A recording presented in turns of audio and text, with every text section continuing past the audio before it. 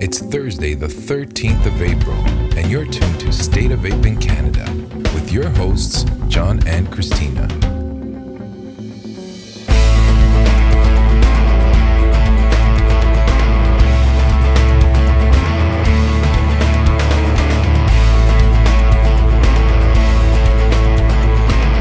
Bill S5, harmful but less harmful than expected. Email us at stateofvapeshow@gmail.com. Now, before we get into the discussion, there was just a couple of things I wanted to mention. The CVE, the Canadian Vape Expo, happened in Edmonton this past weekend, and I'm really happy to see, and you probably saw it mentioned in Jimmy's show, Smoke Free Radio, they removed IP infringing products, and there was no cloud competition, so that is a big step right there.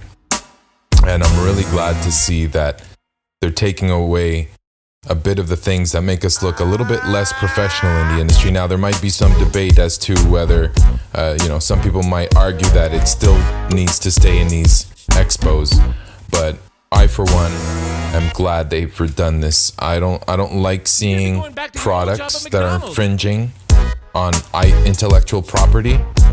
I mean, in any industry, that would be the case. So effectively, that should also apply to the vaping industry. And the cloud competition is frankly not needed. This is a harm reduction tool. It's not, look how big my clouds are tool.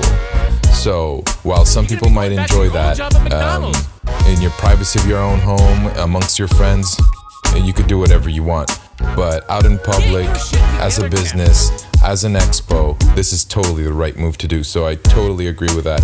And so basically today what we're going to talk about is the various meetings that occurred during the committee stage with Social Affairs, Science and Technology, where a bunch of stakeholders have made presentations or provided analysis and studies to shape Bill S5 and make sure that it does not become something that it should not become. And quite frankly, at the end of the day, as you guys will see, it looks quite promising. Now, the details have yet to be worked out, so that'll be very interesting to see, and that's the phase we are headed towards.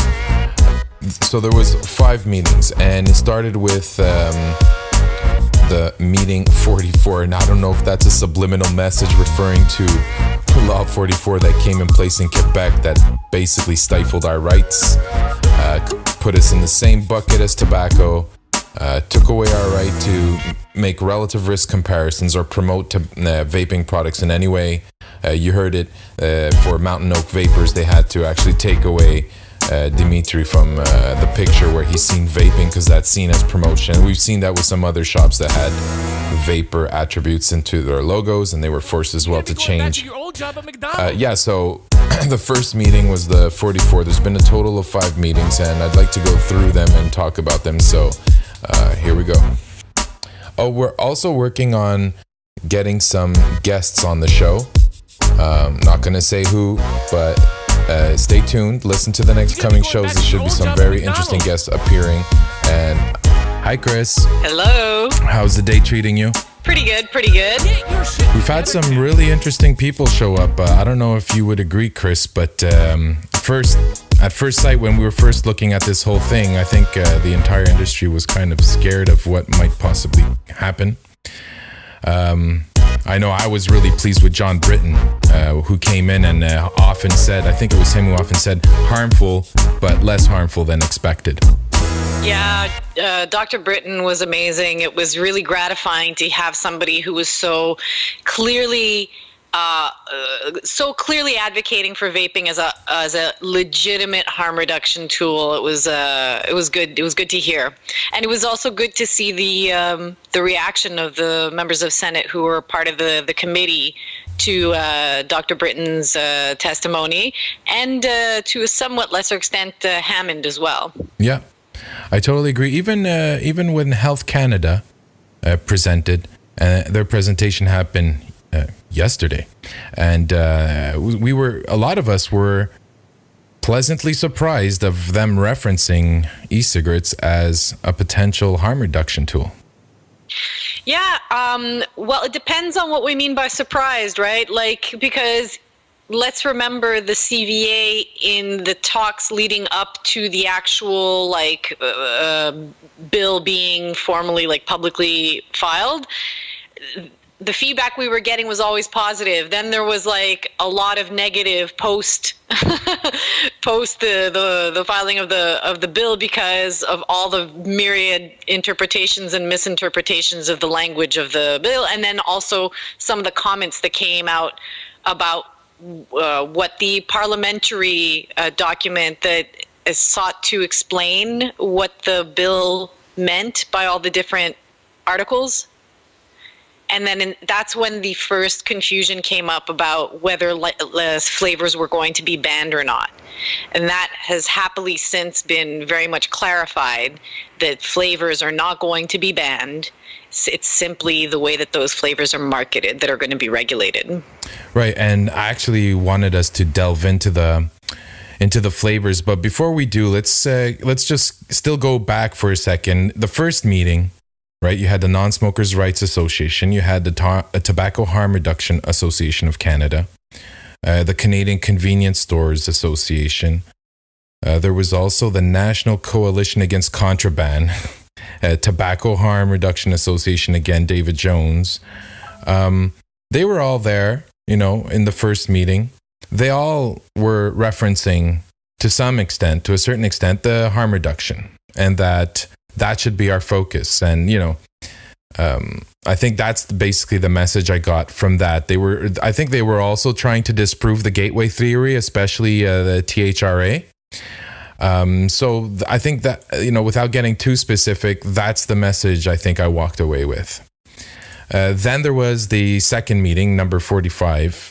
That one occurred on April 6th. We had the ECTA, which was, they were talking about standards and labeling and, making it child-proof and stuff like that, which makes total sense. I don't think anybody would disagree. You have Right. Imperial Tobacco and Rothmans, who, I don't know, I felt like it was an advertisement for their IQOS when they presented. The CVA was really driving the tobacco harm reduction message. They were also driving the message that if there were to be a ban on flavors, and I think there was a nice clarification from Senator Petitclerc. She explicitly said, this is not a ban on flavors. I don't know why the vaping community is constantly saying this is a ban on flavors. And that's where we highlighted the phrasing in the bill versus what people were saying. And I think that's the point that was made to say, well, that's why we're freaking out, because sensory attributes, saying it's appealing to youth, that's very subjective. Right. So that's why we keep bringing it up, because it is also extremely important to make vaping, what's the word I'm looking for? If the flavors were bland, or you only had 2-3 flavors, you would not have the popularity or be able to convince as many people to switch. Is the point, right? Yeah. So we want to encourage, not discourage, switching to a less harmful product. That's the message I got from that meeting, 45. So other than, I'm not talking too much about tobacco, because there's not much that we have in common with the tobacco, although they do, and I've been listening to the Vaping Greek shows, and there are some implications how they're blurring the lines between what is what is vaping and what is vaporizing herbs in a heat not burn type of concept, and how that might blur the line and bring us closer to look like if we're a tobacco product. Right. So yeah, with their heated tobacco devices, etc. Yeah. So they're not helping, because, a lot of us in the vaping community think we should be completely separate from the tobacco bill and just have our own bill that regulates the vaping industry. So this just does not help that end, that's for sure, by having them present the IQOS and that they want to have the same rights to tell consumers this has a reduced harm benefit. Right. Some other one of the other interesting things was a comparison, because new juices would have to go through a market authorization with Health Canada, right? You'd have to notify them what's your ingredients. And obviously we don't know what that looks like right now. That would happen in the regulation phase.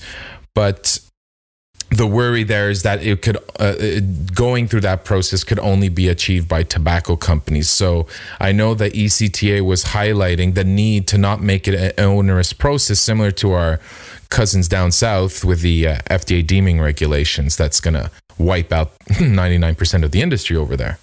So that came out. I would actually say that everybody should have a listen to this presentation. It's available online. We'll provide the links below the show where the show is posted, and everyone could go and take a listen. It's long. All of these presentations are like an hour, 2 hours.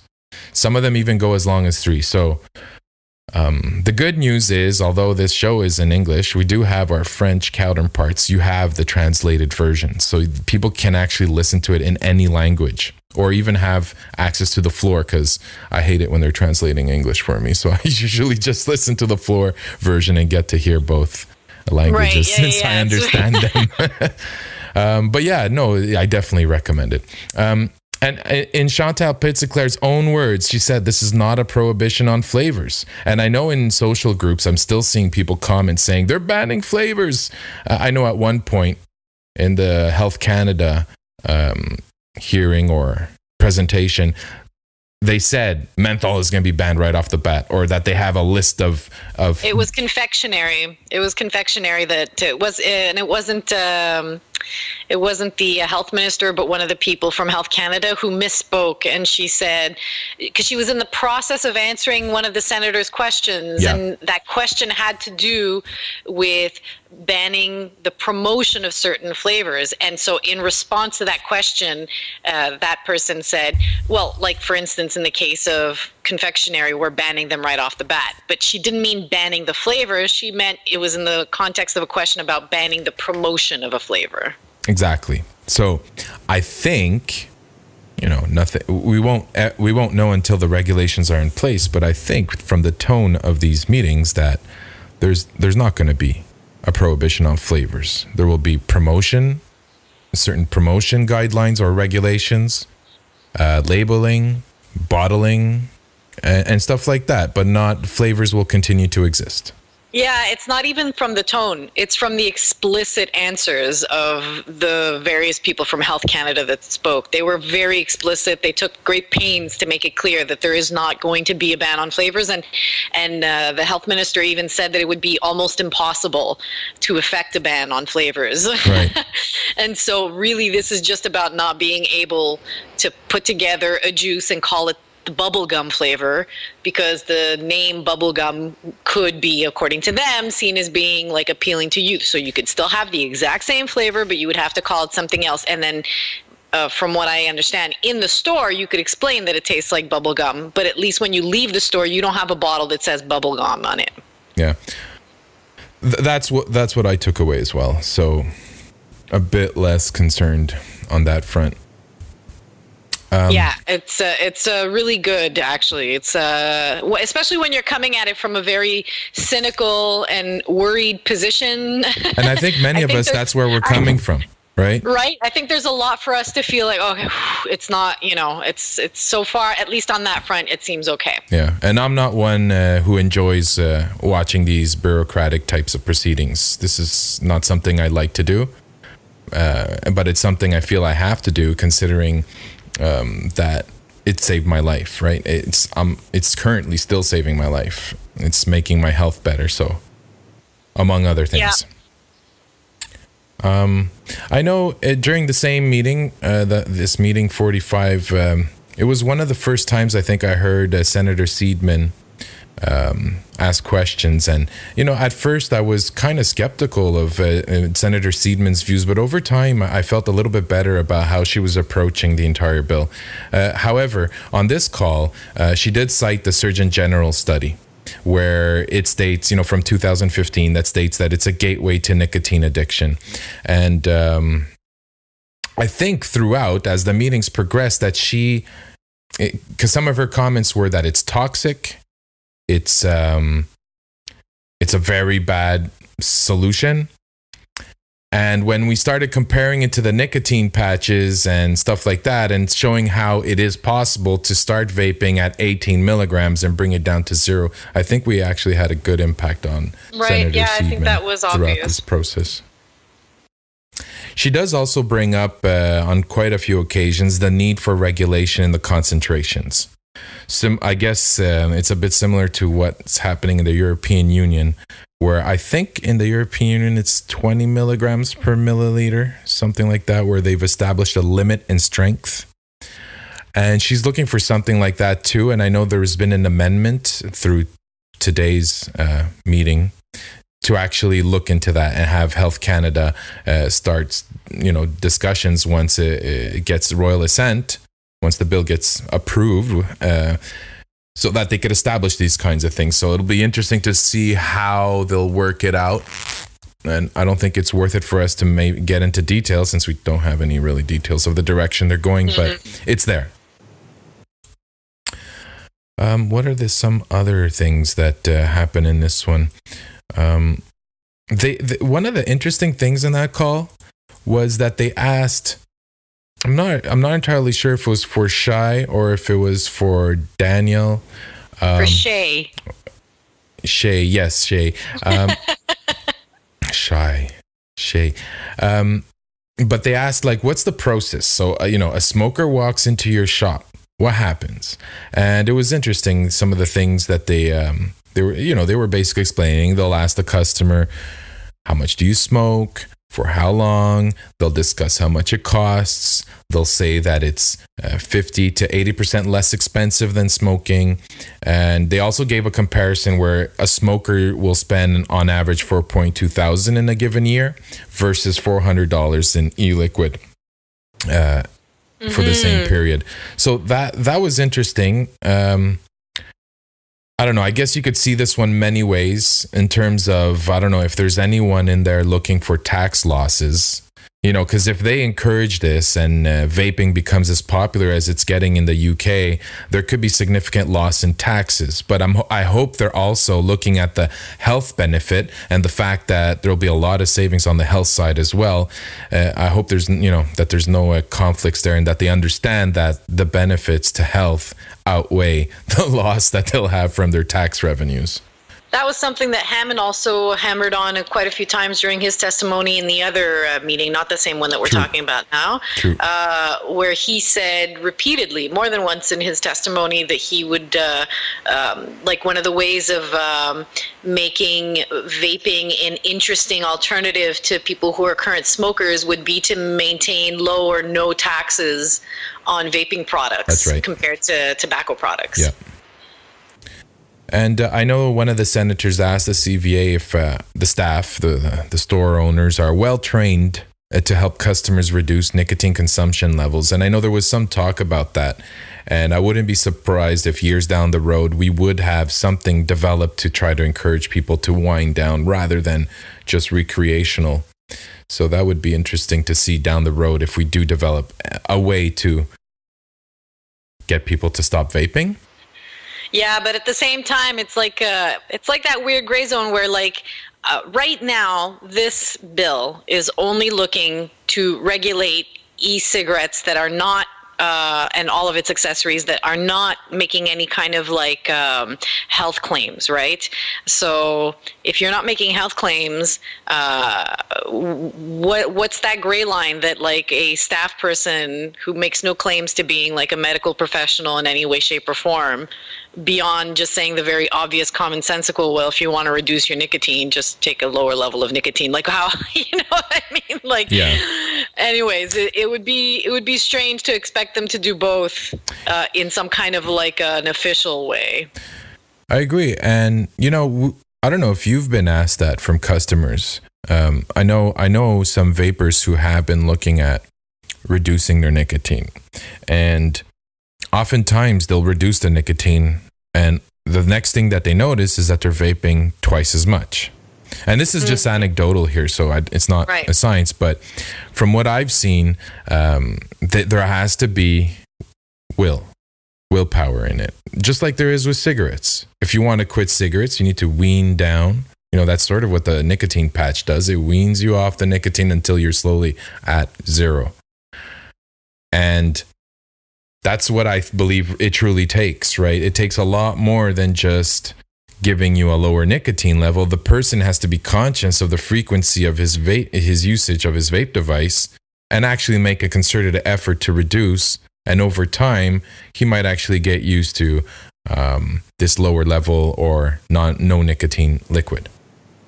And I've seen people been able to do that, but I've seen a lot more people who have not been able to reduce it. They'll try it, it doesn't work, they go back to 18. And I think what I'm trying to highlight there is the need to always have it available and not necessarily look at just the, have it as like a patch that is a medically approved way of weaning down, because some people will never be able to quit. The statement that if you're a cigarette smoker at the age of 25, there's a very, very small chances you'll ever quit.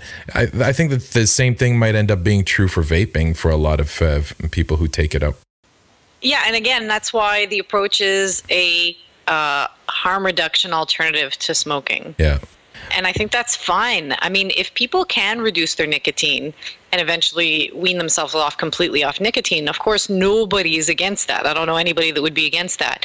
But the issue here isn't that whether or not vaping is like the new holy grail of quitting smoking. Yeah. It's about whether or not it offers current tobacco smokers a far less harmful alternative to tobacco, and it does. And so in that respect, that's the most important thing, is just removing that in the order of like was it like the classic 95% less harmful quote from the Royal College of Physicians. Yeah, exactly. Yeah. So I mean, for me, that's the biggest win right there. From then on, of course, by all means.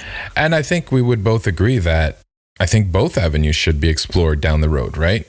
Allow it to be available as a harm reduction tool and let people use it as they see fit to that would, suit them in getting rid of their cigarette habit. And also, if you want in the future, companies can go through whatever clinical processes there are, clinical trials, to see if there is a way that helps people and implement that too. That would be fine, right? And that already exists as a process. Any pharmaceutical company that would want to develop, a medicinally approved vaping program, they're more than free to do that right now. The guidelines and the framework already exists.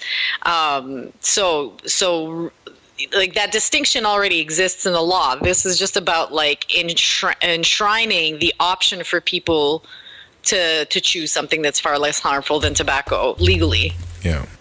And safely. And now that I'll go off to the next meeting 46, if people want to follow and know what we're talking about. This is the one with John Britton and David Hammond. Among other people. So for those that didn't have a chance to listen to it, John Britton was director of the UK Centre for Tobacco and Alcohol Studies, but he came in as an individual. There was also Physicians for a Smoke-Free Canada, the Canadian Cancer Society, David Hammond, like I said, Associate Professor, University of Waterloo. He came in as an individual as well. Amy Henderson from the Canadian Lung Association, and there was also the Center for Addiction and Mental Health. So those were the presenters on April 10th. John Britton and David Hammond, however, are the two that I was really impressed with their presentations. And you had a chance to see that one, so maybe you have on this one some feedback. Yeah, I mean, it was great. Like we were saying jokingly before we were recording, I thought it was hilarious that John Britton's name is John Britton. Yeah. But beyond that, he was my favorite person to listen to in terms of the testimony so far on Bill S5. It was very, very gratifying, very, very satisfying to have a doctor who is so obviously promoting vaping as a legitimate and effective harm reduction tool. And he also kept saying that the focus needs to be on harm reduction, not so much the protection of youth. Not that it wasn't important, but that the gains to make to public health are way greater than than protecting youth, and that they have countless studies showing that youth are actually not taking it up.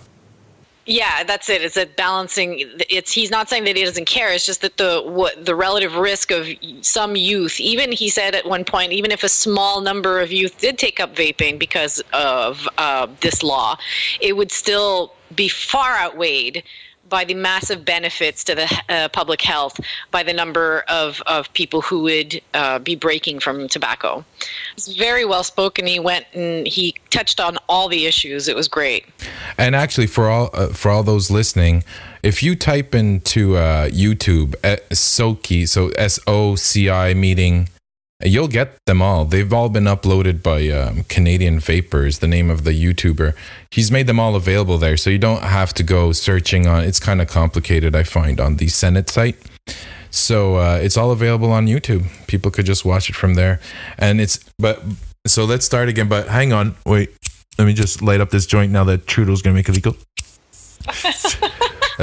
I hope they come through with a harm reduction, so I can vape something that's healthier for me, or smoke some that's healthier for me. Because they're definitely gonna go recreational with marijuana, which I would really like to see them go recreational with vaping on the aspect of harm reduction, since and this is a completely different show, but smoking weed is not good for you. I mean, there's good and there's good, right? Yeah, I mean, there's medical benefits. There's science. There's some kids that I see that they have epileptic seizures, and then they give them a pill. And the kids are high off of this pill, and it's treating them. So yeah, there's some sort of health benefit, and even for some people that have, they shake a lot. Yes, if they have any kind of like early onset Parkinson's or anything like that. Yeah, and they smoke a joint, and all of a sudden they're... So, I mean, I could understand why there's a need to legalize, but on the other side, vaping is also it's not medical, but it's definitely harm reduction. And we bring it up all the time, the 95%. Even if it was in orders of magnitude of 60 to 80%, you're still knocking it off by half, right? Even let's say some study comes out, credible study, it's not 95, it's 60 to 80. I'm still going to be way happier that I'm not on the cigarettes anymore, so... Yeah, I mean, my only sort of critique would be to why compare one with the other. They're two different things, right? Yes, they are, and they need to be kept separate. Mm-hmm. But why did I bring it up? Because there is something to be said. No, you think it should? Even the comments that I just said, you think they should be separate? And feel free to oppose the comments I just made. That's fine. I'm just wary whenever I see people critiquing something that the government is doing and saying that why are you doing this when you're doing that elsewhere? I mean, it's fair to a certain extent. I'm not saying that's not a valid thing to bring up, but my concern is that often it's that there's these competing interests, you know what I mean? And it's well, the question is, are you against the legalization of marijuana? And my answer would be no. And at that point, I can't really say, but you're doing this with marijuana, except if I'm including it as an argument of a general harm reduction approach to everything, not to say, why are you doing this? Because you shouldn't do that if you're not doing this, No, you should do that. And because you're doing that, you should also do this, is more my approach to these kinds of debates, right? And do you think it would probably takes away from the focus of the topic, since you start to digress into and get lost into a myriad of topics that involve not only vaping, but... I do think that Yeah, I do think that happens. I think also you create enemies where you don't need to create enemies, because if, let's say, people who are advocating on behalf of, in the example that we brought up here, would be the legalization of marijuana, you're putting their backs up against the wall to say, like,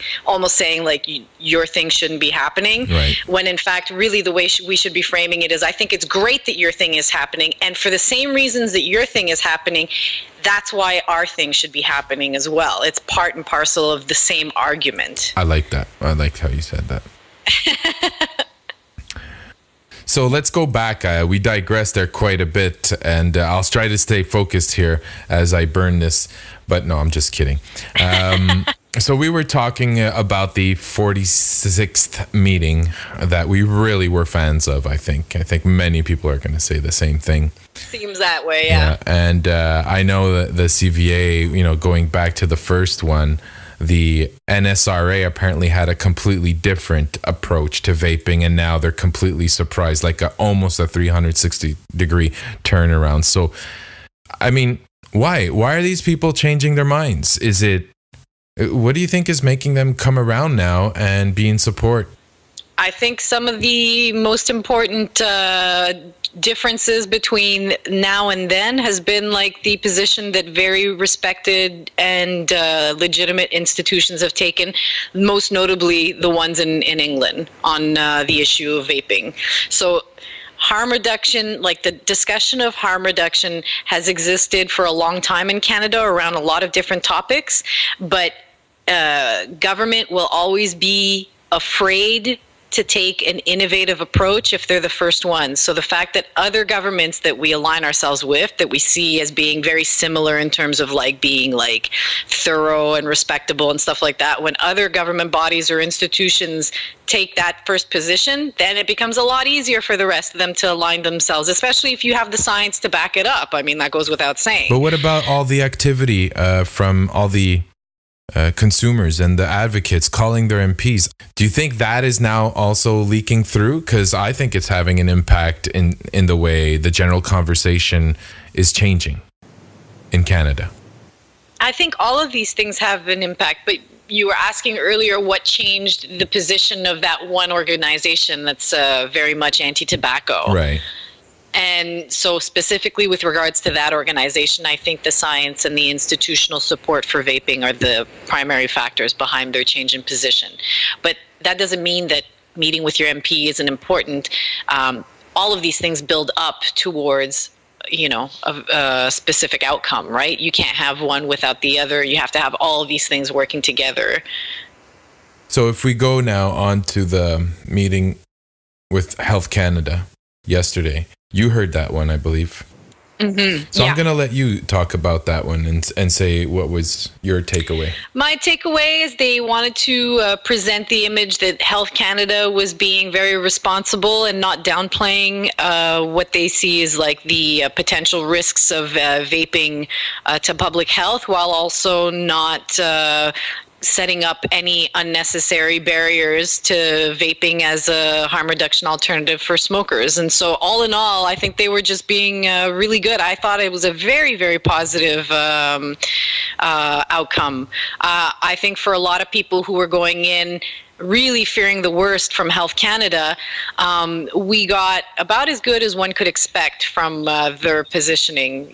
Very, very clear, unambiguous clarification about liquids, flavors not being banned, that it's strictly focused on managing the promotion and marketing of liquids that could be deemed as being appealing to youth. They made it also unequivocally clear their position that vaping is very likely a far less harmful alternative to tobacco. And even when they were talking about the elaboration of because they were saying, we heard what people were saying, we've heard the concerns that people have said about what they're able to say to consumers, to the public, right, etc., particularly when it comes to the science and stuff like that. Did you hear the amendment today where they actually amended it to a part now has a section that says they will provide us with like a list of things we could say? Yeah, I did. And so it's all very kind of encouraging. I mean, again, like a lot of people have said, in the industry, but also throughout by even senators themselves, there's only so much that we'll know about how the bill actually plays out only once the actual regulations are set up, right? So we don't know how Health Canada is going to frame the regulations and then apply them. And there are a lot of regulations and there are a lot of things that will happen even after it gets royal assent. That's when actually the real work starts. Absolutely. Do you think it's okay to say that the devil's in the details at this point and be pessimistic about what's going to happen in that process? Or is that just going in a defeatist type of attitude? Should we go in positive and because some people are like, yeah, I have no hope, I definitely don't think there's any cause to be defeatist at this point. It doesn't mean that we're not allowed to be, somewhat not like just expect Canada to regulate it in a way that's great without us having to do anything. We have to keep doing the work. And the work, I think it's pretty clear that it's played out. I've heard the senators referring to the CVA and ECTA. Yeah. During all of the testimony, even when it wasn't like the CVA or ECTA that was actually at the table and stuff. That's true, yeah. And the way that they would refer to them was positive, even when they were talking about, for instance, that the CVA themselves said, or ECTA themselves had proposed like the importance of like battery safety or childproof caps on bottles, etc. It's that kind of a relationship, I think. And I'm not one that's like very much, working with the government is great on most things. But I think when you're talking about a product that you want to be able to legally put on the market and sell, and you want to be able to maintain it as a viable product, you've kind of got no choice, They could have decided to not work with them and to not mention their name and perhaps even to say something negative towards those groups. So that in itself is positive. I think so too. I'm going to just switch it for a second because I did write down a note while the Jane Philpott was talking in her presentation. And I think it's statements like that concern us. And I'll just read it and then we could talk about it. So as evidence emerges, we might ban flavors that might show that it is attracting youth to vaping. So, we've had countless times of people saying they're going to ban flavors. I've said they're going to ban flavors. A lot of people have said that. And then we slowly change and say, they're saying it many times that they're not banning flavors. Okay, so now it's clear. They're not banning flavors. But then we get that type of comment that makes people worry. So what would you say to when we hear stuff like that? I think that you would have to say is, first of all, remember how that comment came about. It was when a senator was specifically pressing Health Canada about what they would do in the future if it became obvious that certain flavors were attracting youth. And so what else could Health Canada possibly reply to that kind of a question? Here's what I'm thinking. We know there's good studies and we know there's bad studies. And, we have, like people like Stanton Glantz that'll show studies in a way that shows that, it does attract or it is encouraging youth. So what if they use, the bad evidence? Because in that sentence, what's important is as evidence emerges. But where they get their evidence is, I think, where the concern is.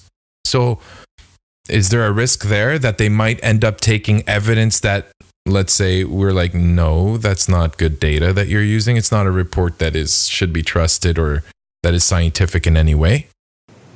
Well, if you listen towards the end of Health Canada's testimony, they were also talking about the reviews, and also today when they were doing the article by article amendments and stuff, they were talking about the review process, which would be 4 years from the adoption of the bill, and then every subsequent 2 years after that.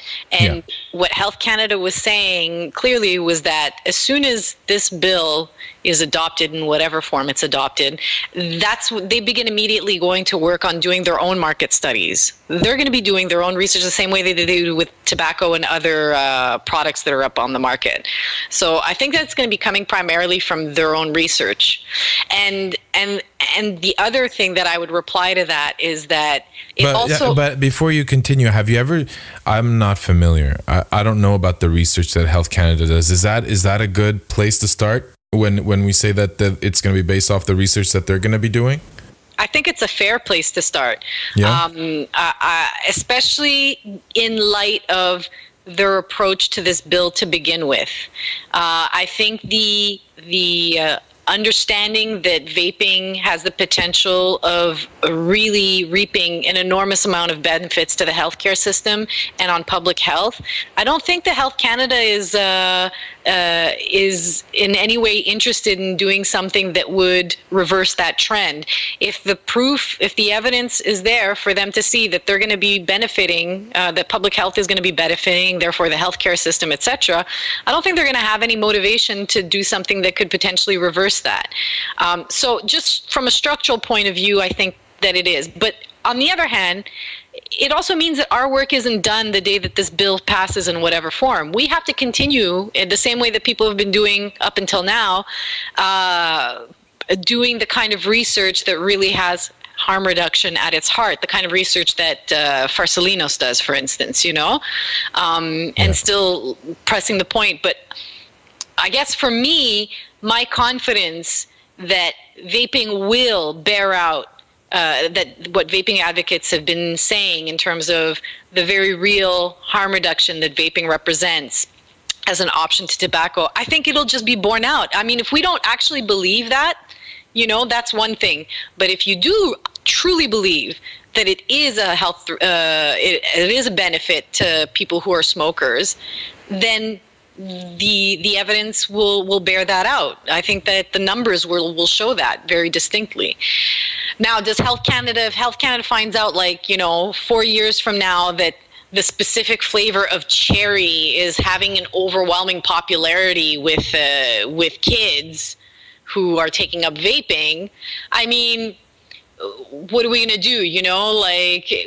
We'll have to argue how much of an interest. Is it really worth the impact of actual adult smokers who are successfully quitting tobacco with a cherry flavor? All of these things have to be weighed. You know what I mean? Yeah, I actually don't even know how we would go about it if they had a study that showed a certain flavor is attracting youth.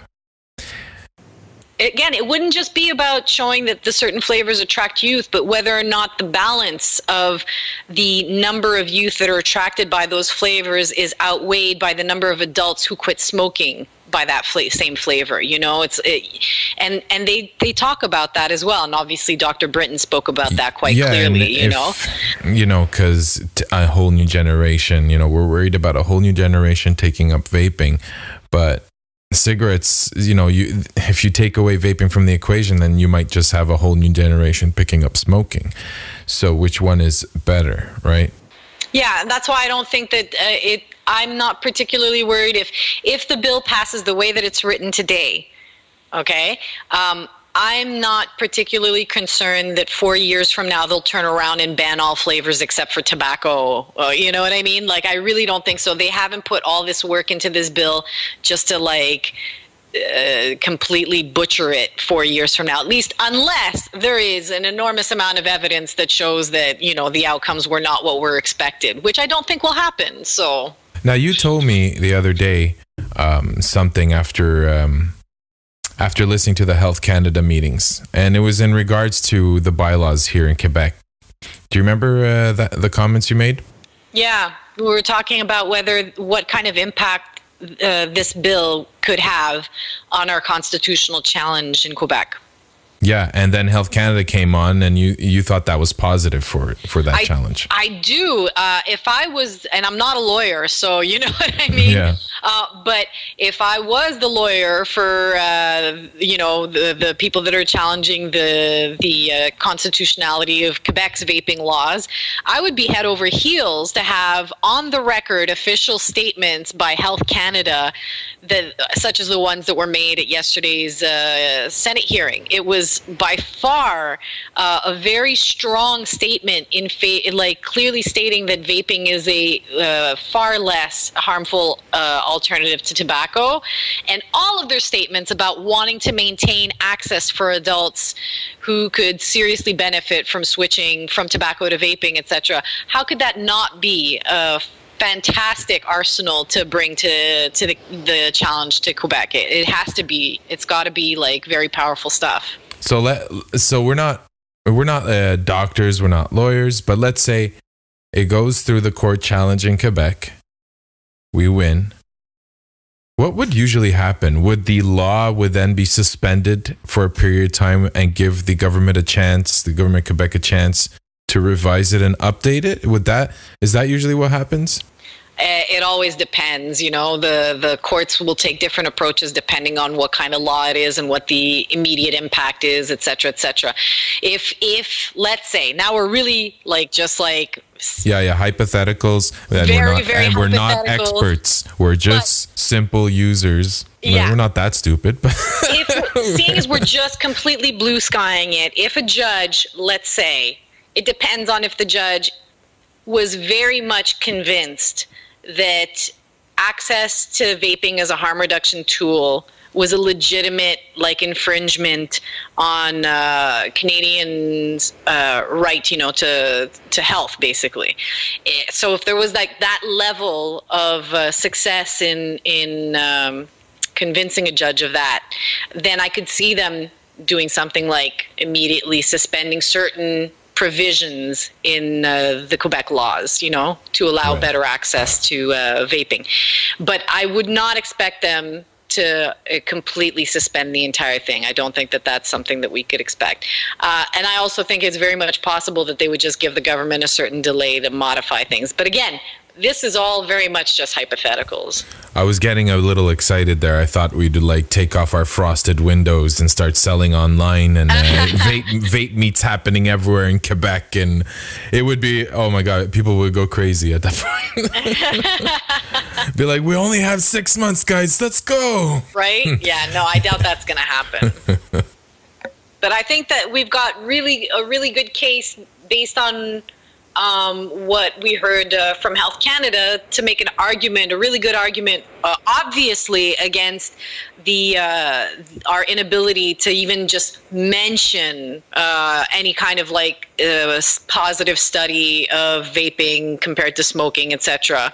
I think that has given us a lot of ammo to challenge that particular aspect of the law in Quebec, which is not nothing. It's a pretty huge thing to be able to openly state, that vaping represents a very much lower risk to your health and harm reduction alternative to tobacco. That's huge. Yeah. And I guess we'll find out more in July. I think what we're expecting in July is the challenge against CVA's action, and whether or not it will be either canceled in a way or joined with the AQV's challenge. So, and then once that happens, we'll know what the next timeline is then into when are we going to court, who's going to court. Mm-hmm. And I think that's what a lot of the industry and consumers alike want to know, is that timeline, not so much all of the other details, but what is the timeline and when do we get our chance in court to actually argue that it's going against our constitutional rights. Yep. To health and safety of the person. So that's going to be really interesting for us coming from the center of Montreal. Yo. Elare Malaka. So one of the things I wanted to ask you or discuss, and I don't know why I'm talking with a lisp right now, but I'll try to stop, is because one of the things that I often thought was lagging, and then I constantly changing my mind on this one, is whether we should be protesting. And I know other people have said, why are we not making noise? Why aren't we protesting? And I don't want to tell anyone that they shouldn't protest. If they really feel like they should go protest, they should go protest. That's really to the individual to decide. But what I'm trying to get at is, do you think that as a strategy right now is something we should seriously be looking at? Because I have seen, I think there are some protests getting planned for Quebec right now. Well, I'm never against protest, obviously. I think that it all has to do with what the messaging of the protest is. So if the messaging of the protest at this point, and we're talking about right now, I assume a protest against Bill S5, right? Yeah. So if that it's going against our rights, everything we've been talking about, basically. Right. So, for me, I would completely agree with everything that you said. I mean, they don't need our permission to protest. People obviously have a right to protest. But if we're talking about what makes sense tactically, it would depend. It would depend on what the how the protest was framed. For me, given the overall tone and content from the Senate meetings, what advocates have been saying, what the doctors have been saying, and what Health Canada has been saying, I'm not entirely sure that it even makes much sense to go and protest in a like screw you kind of way, you know, like an overall like bashing, because it seems so far to be fairly balanced. But if it was a protest to just bring home the point and to underline the importance that vaping has had for a lot of people's lives in being able to reduce the harm that they've had from smoking, I think that makes perfect sense. If it's just a show of numbers, you know, that this is we're not talking about something that's only theoretical, but that has a real impact on real people's lives right now, that makes perfect sense. So if tactically, strategically, it would be all about the tone, you know. So I sent emails out to my personal MP from where I live, and also the MP for where our shop is located. And in fact, I called them, and both of them asked me to send a written request by email, which I did. Okay. And I have since heard nothing back from my personal MP for where I live, even though I've followed up again with a follow-up email. As in terms of the MP for where our shop is located, I won't name who it is, but after probably over a month at this point since I sent the initial request, I heard absolutely nothing. And then I recently got an email, and it wasn't from the MP, obviously, but it was from somebody in their office, and they didn't even acknowledge the fact that I made a request to meet with the MP in person. They were just like, this is our position with regards to S5. And it's actually really messed up as an email. Is the position any good? No, and it's very surprising because this is a member of the NDP, which you would initially believe would be a little bit more favorable to anything that would be a harm reduction method, et cetera, you know, but clearly misinformed. And to be honest, that's the part that has me a little bit worried, because right now we're only at the Senate. And so this bill still has to go to Parliament. So I think people need to brace themselves for more kind of like bad news or situations, you know, like, yes, things are great right now, or as good as one could expect at this point, you know, given like how badly it can go.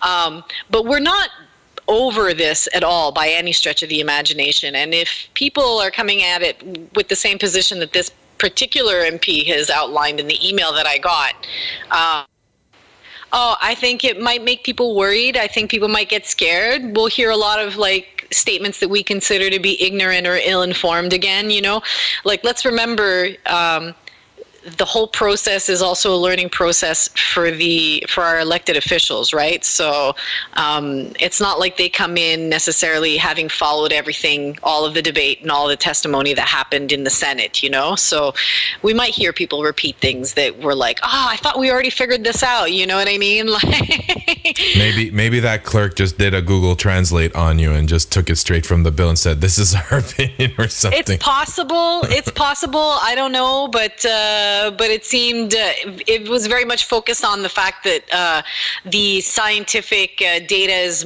very incomplete on vaping, including its long-term health effects, et cetera, you know? So what are you going to do next? Are you just going to let that one drop, or are you going to do something else now that they've given you their position? No, I followed up. I said that my initial email was a formal request to meet with the MP as soon as possible so that we can discuss these issues in more detail, you know? Okay. So I haven't heard back since then because I didn't ask for your position. I want to meet with you. You know? You know? So anyhow, we'll see. But yeah. Well, good on you. I'm really glad you're doing that. And it's a different context. And I don't know. Is there, you know, we have that group in Facebook Front Commun 44. Yeah. And I know that's completely different from Bill S5 because that group is about that Law 44 that came in November 2015. I will always remember it. In Quebec. In Quebec, yeah. But they're still all about activism, all about supporting vape. But there's nothing. It's dead. I think I'm the only one posting in there. And when I look on the other groups and the English groups, there's activity happening all day long. And to me, I'm wondering, is that a representation of the amount of activity in Quebec versus Ontario? Because of course there's also an English community in Quebec, and they're probably also, a lot of them may be going in these groups. I just wonder, because I wish sometimes that there was more activity. Is that, you know what I mean? I think that there is a real problem, and I think it all has to do with language and accessibility. You know my position on this. There's two things. There's the fact that there are two groups representing vape shops and people in the industry in Quebec, and that there was an obvious break, a split, if you will, so there's that. Yeah. And I think not completely unassociated to that is language.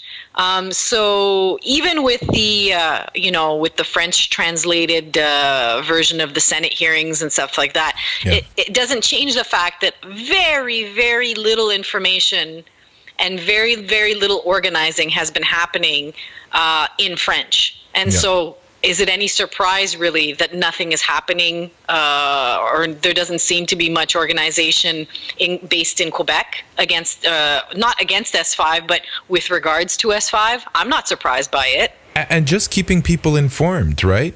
Telling them what's happening, what are the positions of the different groups, what are the positions of consumers, what are and sharing stuff. I get disappointed when I look at that. You should be. It is a huge disappointment. And that's something that I've been very openly critical with the CVA about. And I'm going to say it here because it's not like I'm saying something that they don't know. So the CVA is not holding up its end of the deal when it comes to conveying that information and having the same level of activity, of visibility, of discussion, and organizing in Quebec. I mean, that's just a fact. And I will agree with you, but at the same time, it's not only the back of the CVA, it's every other group too that's not doing enough in French. And there's a host of groups in Canada that support vaping.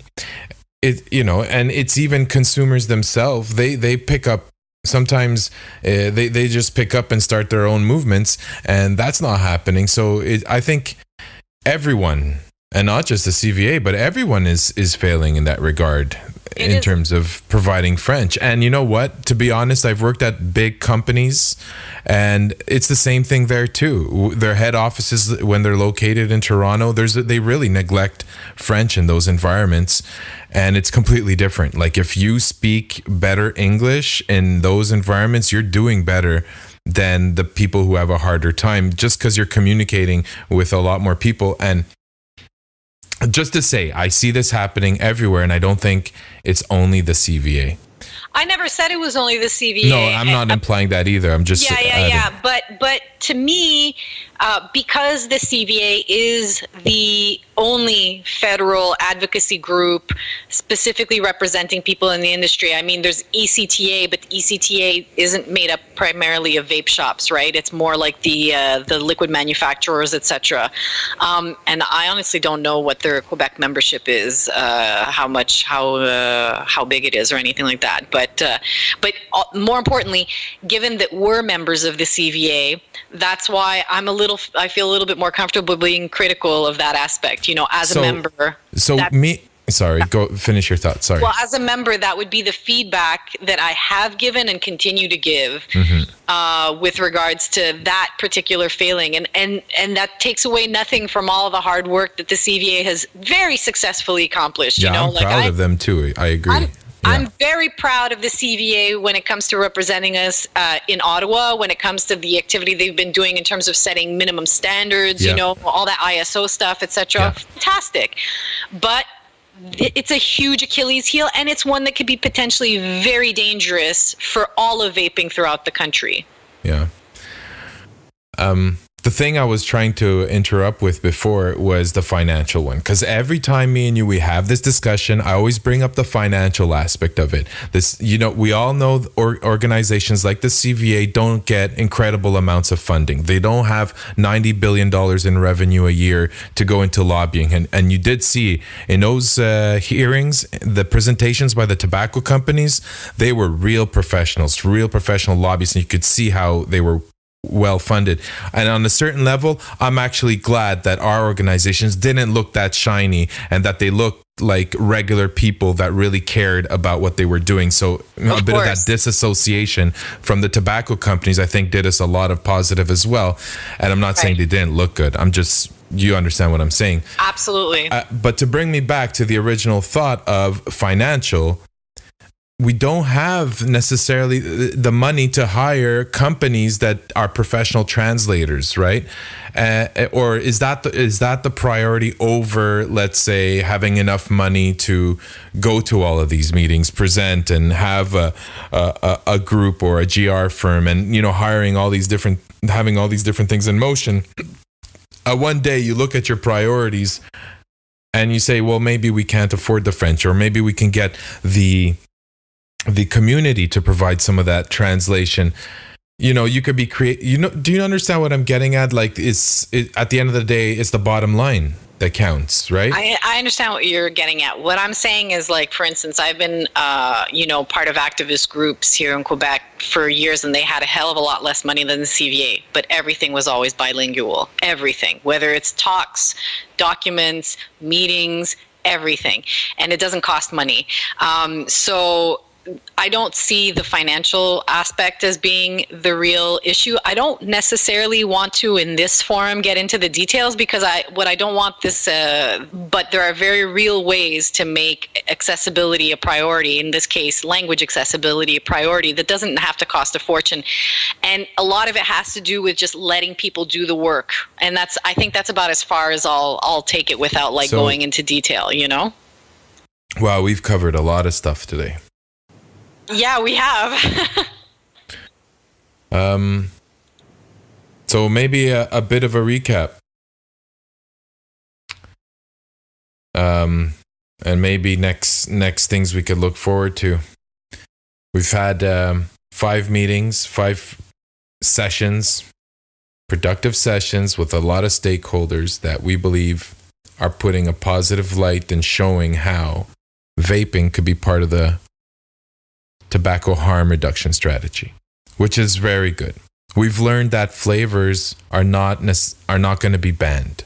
Just the way we promote and market them will change and will be tightly regulated. We've learned that there won't be a stifle to freedom of speech, but it will be controlled. There will be messages that are approved by Health Canada that people in vape shops can share with customers. Yeah, they're going to provide the parameters. And we've heard a lot of talk about the gateway effect and how they're scared that youth will take up vaping, and what's the right balance between protecting them and harm reduction. And a lot of that will be figured out in the regulation phase and through studies that Health Canada will do. So with everything that we've seen so far, it looks like we're headed in the right direction to get that right balance. Right? I think that would be the next thing that we could say about what we've been seeing happening over the weeks. I think that we can be optimistic at this point. And that's the basic last line, I think, for today's show is, are we optimistic about the future of vaping in Canada? Is it headed in the way that we think it should? And I think for the time being, we could say it is. I think that we can say potentially, yeah. and that's like a 360 from episode 1. Yeah. Episode 1, the alarm was ringing. It was thunder and lightning, and holy shit, we're going to be like the US. Yeah, but come talk to us at episode 10 and see how we are. And once again, I just want to mention, I'm working really hard at getting some guests that could share, and more names of who to come. I'm sorry if we haven't been like every week like clockwork delivering these shows, but we'll be definitely trying. We're just like everyone else, you know, regular users with full-time day jobs, so we have to actually find the time to do this stuff. Right. And it's not easy, I tell you, but I feel good right now. I think I'm gonna go take a vape. You wanna take a quick vape together? Let's do it. Okay.